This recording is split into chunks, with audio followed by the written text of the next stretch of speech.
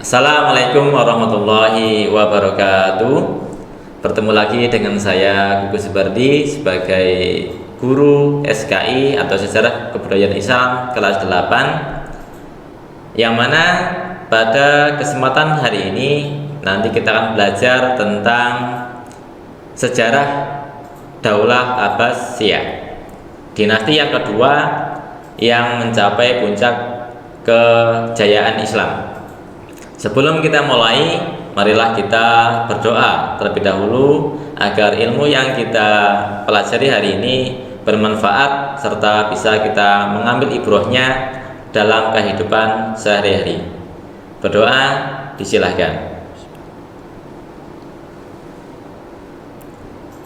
Ya, anak-anakku sekalian, pada kesempatan hari ini kita belajar tentang Daulah Bani Abbasiyah, yang mana ketika kelas 7 tahun lalu kita sudah belajar sejarah Islam dari pertama, yaitu masa Rasulullah ketika, kemudian dilanjutkan masa Khulafaur Rasyidin, dan yang ketiga adalah masa Daulah Umayyah. Nah, pada kelas 8 ini kita akan belajar melanjutkan dinasti yang kedua, yaitu dinasti Bani Abbasiyah.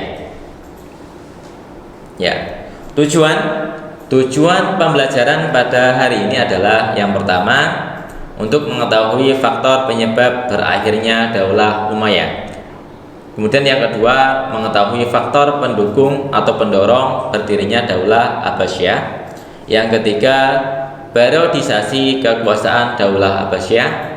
Yang keempat, kemajuan pada Daulah Abbasiyah. Yang kelima, faktor yang menyebabkan berakhirnya Daulah Abbasiyah. Ya, tujuan yang pertama atau materi yang pertama adalah sebab-sebab keruntuhan dinasti Umayyah. Dinasti Umayyah kita tahu memimpin sekitar 90 tahun. 90 tahun. Kenapa kok dinasti Umayyah bisa runtuh? Yang pertama disebabkan oleh konflik internal, yaitu dari keluarga dinasti Umayyah. Selain itu juga karena sikap boros dan lemah keimanan dari para penguasa, kemudian perlakuan zalim kepada masyarakat. Yang kedua, terjadi pemberontakan dari kalangan Alawiyin, yang mana Alawiyin adalah orang-orang yang mendukung Khalifah Ali bin Abi Thalib, yang mana menjadi pendukung utama, kemudian pengikut setia dari Khalifah Ali ketika waktu itu sebelum diserahkan ke Muawiyah bin Abi Sufyan menjadi dinasti Umayyah. Dari kalangan Alawiyin berpendapat bahwa seharusnya yang menggantikan kepemimpinan dari Nabi Muhammad SAW adalah keturunan langsung dari beliau. Maka mau tidak mau, ketika masih ada keturunan dari Alawiyin atau dari Rasulullah harus menjadi pemimpin. Yang ketiga, terjadi pemberontakan yang dipimpin oleh keturunan Abbas. Abbas ini adalah salah satu keturunan dari Bani Hashim, yaitu paman Nabi, dengan tokoh penting yaitu Abu Muslim al-Khurasani, yaitu dari Khurasan. Ya, faktor pendukung terbentuknya Daulah Abbasiyah ini masih berlanjut dari runtuhnya Daulah Umayyah. Yang pertama jelas perpecahan internal keluarga Daulah Umayyah.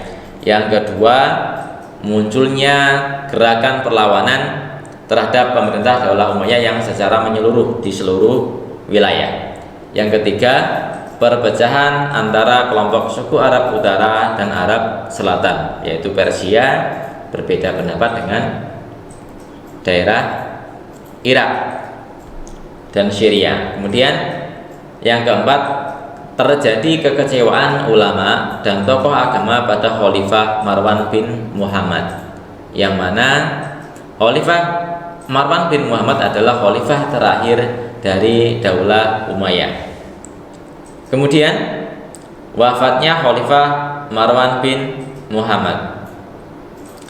Ketika terjadi rencana kudeta ataupun pemberontakan yang dipimpin oleh Abu Muslim Al-Khurasani, Khalifah Marwan bin Muhammad merespon dengan melakukan perlawanan. Tetapi di akhir atau sebelum berakhir peperangan, Khalifah wafat terbunuh oleh kaum pemberontak. Akhirnya karena dimenangkan oleh Bani Abbas, kemudian Daulah Umayyah runtuh dan digantikan dengan berdirinya dinasti Abbasiyah, yang mana tokoh utama yang mendirikan adalah Abul Abbas As-Sofa. Ya, periode kekuasaan Abbasiyah, kita tahu bahwa Abbasiyah menjadi penguasa dunia waktu itu sekitar 500 tahun lebih atau setengah. 500 tahun berarti 5 abad lebih ya. Yang pertama, selama 550 tahun dibagi akan menjadi 4 periode, yaitu periode awal kurun waktu 750 Masehi sampai 847 Masehi, yang mana periode awal merupakan zaman keemasan yang terdiri dari 10 khalifah. Yang pertama Khalifah As-Sofa, yang kedua Al-Mansur, ketiga Al-Mahdi, keempat Al-Hadi, kelima Harun Ar-Rasyid, keenam Al-Amin, ketujuh Al-Ma'mun, kedelapan Ibrahim, kesembilan Al-Mu'tasim, dan yang kesepuluh adalah Al-Watsik. Kemudian yang ketiga, terjadi perluasan wilayah kekuasaan yang membentang dari lautan Atlantik hingga sungai Indus dari barat sampai ke timur. Kemudian dari laut Kaspia bagian utara sampai ke sungai Nil. Artinya wilayah Abbasiyah dari barat sampai timur, India dari utara dan selatan. Kemudian salah satu cirinya waktu berdaulat adalah para khalifah sangat dekat dengan ulama dan memiliki karismatik yang sangat kuat. Yang kedua, periode lanjutan atau periode kedua, di mana pada periode ini kekuasaan Abbasiyah sudah dipengaruhi oleh orang-orang asing, yaitu dipengaruhi oleh Turki, yang mana Turki waktu itu dibawa oleh Khalifah Al-Mu'tasim. Periode kedua ini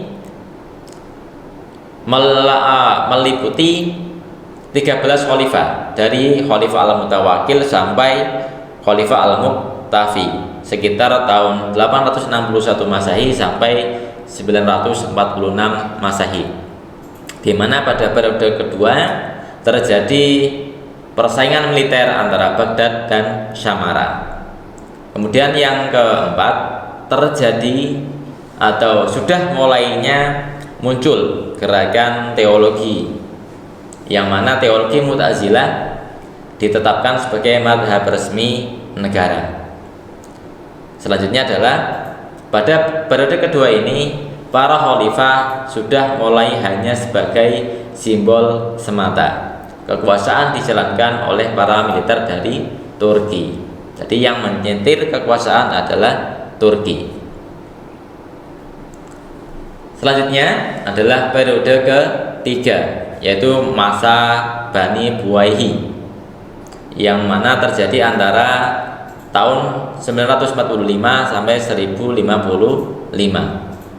Terdiri dari 5 khalifah, dari Al-Muqtafi sampai Khalifah Al-Qaim. Bani Buwaihi juga merupakan keluarga militer dan menganut mazhab Syiah. Ya, jadi masih ada sangkut pautnya dengan Alawiyin, pengikut Ali bin Abi Thalib. Pada masa ketiga terjadi masa disintegrasi atau perpecahan. Banyak dinasti kecil yang dulunya bergabung kemudian melepaskan diri. Di antaranya adalah dinasti Aghlabiyah, dinasti Fatimiyah, dinasti Idrisiyah, dan dinasti Umayyah di Andalusia, Spanyol. Di mana kita tahu bahwa sebelum dinasti Abbasiyah di Baghdad sudah ada dinasti Umayyah di Damaskus, yang mana ada salah satu keturunan yang berhasil melarikan diri kemudian mendirikan dinasti Umayyah II di Andalusia atau Spanyol. Kemudian yang terakhir adalah periode kekuasaan yang keempat atau periode Bani Seljuk. Ya, Seljuk juga merupakan keturunan dari keluarga Turki. Pada periode ini terdapat 12 khalifah yang memimpin, yaitu Khalifah Al-Qaim sampai dengan Al-Mu'tasim tahun 1075 sampai 1258. Pada masa ini kekuasaan Abbasiyah dikontrol secara penuh oleh Bani Seljuk dan khalifah hanya sekedar nama sebagai pejabat khalifah. Ya, sedikit perbedaan antara Umayyah dan Abbasiyah, yaitu pengaruh Arab dan ekspansi, sama-sama ada Arab dan non Arab. Tetapi ketika Umayyah masih dalam pengaruh Arab sangat kuat, sedangkan Abbasiyah sudah mulai dipengaruhi oleh non Arab, yaitu Persia dan Turki. Kemudian yang kedua, antara Umayyah dan Abbasiyah terjadi ekspansi atau perluasan wilayah yang sangat luas, meliputi dari Sungai Indus sampai Atlantik, artinya dari barat sampai timur, dari utara sampai selatan, yaitu Laut Kaspia sampai di Sungai Nil. Ketika zaman Abbasiyah terjadi perkembangan kebudayaan dan peradaban Islam yang sangat pesat, terutama di masa periode pertama. Kemudian ada jabatan wazir, yang kita tahu bahwa selain khalifah ada pembantu atau penurunan kekuasaan, ada gubernur, ada bupati kalau sekarang, kemudian sampai ke tingkat desa, yaitu kepala desa. Kemudian tentara pada zaman Abbasiyah sudah dilatih dengan profesional. Ya, karakteristik Abbasiyah, di mana ketika Abbasiyah bahasa Arab adalah sebagai bahasa administrasi, bahasa diplomasi, dan bahasa pengetahuan serta filsafat, di mana buku-buku atau kitab-kitab karangan Yunani diterjemahkan menjadi bahasa Arab agar diperbanyak diajarkan di kalangan Bani Abbasiyah serta wilayah yang menjadi kekuasaan Bani Abbasiyah. Pada Bani Abbasiyah juga terjadi kontak Islam dengan kebudayaan Barat, yang mana pada waktu itu adalah kebudayaan Yunani klasik yang terdapat di Mesir, di Suriah, di Mesopotamia, dan di Persia. Di Bani Abbasiyah juga merupakan masa yang gilang gemilang ataupun masa keemasan, the golden age of Islam pada waktu itu, yaitu zaman di mana Islam mencapai puncak kejayaannya. Pengaruh Al-Quran yang menghargai kekuatan akal. Jadi ilmu pengetahuan ditingkatkan, berbagai penelitian juga dilakukan. Ya, salah satu contoh ilmu pengetahuan yang berkembang pada masa Abbasiyah adalah ilmu kedokteran, ilmu matematika, ilmu optika, ilmu geografi, ilmu fisika, astronomi, sejarah, dan filsafat. Ini ilmu pengetahuan yang umum. Kemudian ilmuwan muslim, ya, salah satunya adalah Al-Farazi atau Al-Fazari, di mana ini terdapat atau ahli dalam bidang astronomi. Yang kemudian yang kedua adalah Ibnu Haytham, ada optik. Jabir bin Hayyan, ilmu kimia. Al-Biruni, ilmu fisika. Al-Mas'udi, ilmu geografi. Ar-Razi, ini adalah yang ahli dalam bidang kedokteran, yang mana beliau membuat ataupun mengarang ensiklopedia kedokteran tentang campak atau cacar, yang mana cacar oleh beliau dibedakan menjadi dua, yaitu cacar air dan cacar merah, serta bukunya diterjemahkan ke dalam bahasa Latin, bahasa Inggris, dan bahasa Eropa lainnya. Selanjutnya ada Ibnu Sina, juga di dalam bidang kedokteran. Al-Farabi, Ibnu Sina, Ibnu Rushd, itu juga ahli dalam bidang filsafat. Ada Bukhari dan Muslim, ini ahli dalam ilmu hadis. Kita mengenal ada Imam Malik, Imam Syafi'i, Abu Hanifah, dan Imam Hambali, yang mana kita tahu beliau adalah ilmuwan yang kita kenal sebagai imam madhab. Kemudian ada At-Tabari, ahli dalam bidang tafsir. Ibnu Hisham dan Ibnu Sa'ad adalah ahli dalam bidang sejarah. Selanjutnya ada dalam ilmu kalam terdapat Wasil bin Atha serta Al-Asy'ari dan lain sebagainya, yang mana ilmu kalam waktu itu sangat berkembang menjadi beberapa aliran kalam. Salah satunya adalah Ahlus Sunnah wal Jamaah, yang mana diprakarsai oleh Al-Asy'ari. Ya, ilmuwan muslim waktu itu selain yang tadi juga ada Zunun al-Misri dan Abu Yazid, yang mana beliau terkenal dengan ahli tasawuf, ahli dalam pendekatan antara sang khalik dengan makhluk, yang kita kenal dengan ilmu tasawuf. Tetapi kita juga mengetahui bahwa selain Zunun al-Misri dan Abu Yazid juga ada Al-Ghazali, Imam Al-Ghazali, yang dengan kitabnya yaitu Ihya Ulumuddin. Kemudian ada Abul Faraj Al-Isfahani, yang mana beliau adalah ahli dalam bidang sastra. Ya, terakhir faktor yang menyebabkan kemunduran Bani Abbasiyah.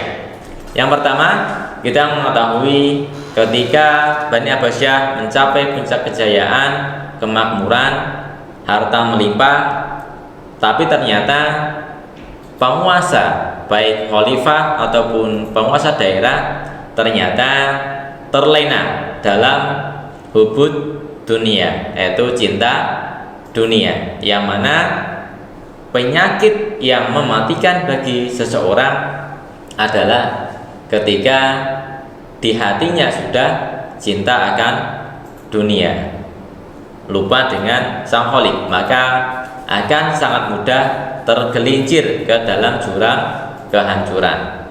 Yang kedua, terjadi konflik keluarga, yang mana ini keturunan Bani Abbasiyah saling berebut pengaruh dan kekuasaan.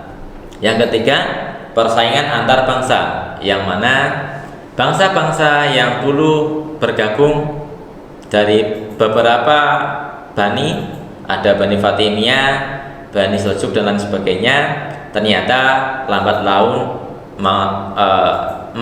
mereka ingin merdeka dan memisahkan diri.